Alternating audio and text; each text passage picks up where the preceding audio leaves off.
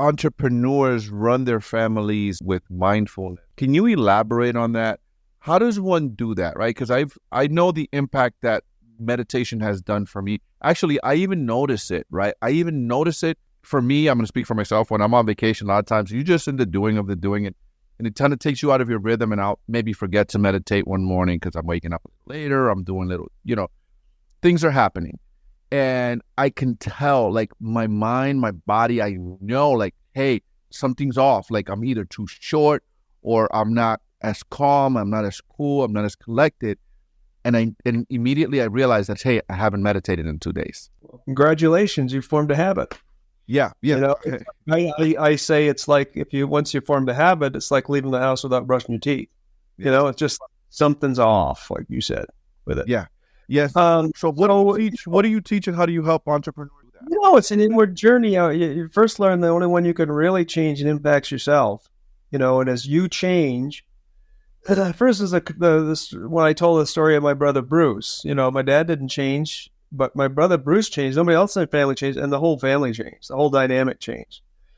When you change, when you start being more aware, more present, other people's your view of other people's change, you be more accepting, you become a little more compassionate, you slow down a little bit.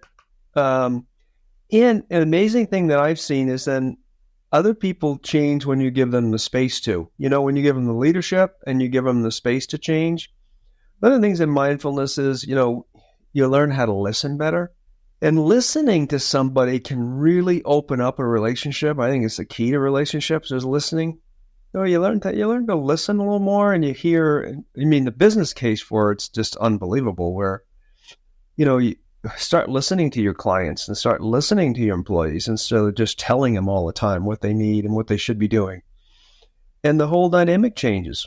And I say it's a miracle of business mindfulness because if you learn it at work and then you take it home, when you walk in, what we teach people is, okay, when you're at work, focus at work 100%. And then when you leave work, shut that door, turn your mind to your family, leave your phone in the holster, actually talk and listen and be engaged with your family when you're there.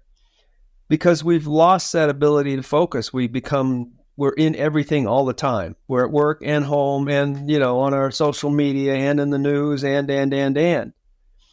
And we can do all those things and multitask, but not with consciousness. We can't be aware of all the things we're doing all the time. So the key is to, start regaining our focus and really choosing when you're with your family to be with your family and do those things. And when you're at work. You can move the world in a few hours a day if you're focused.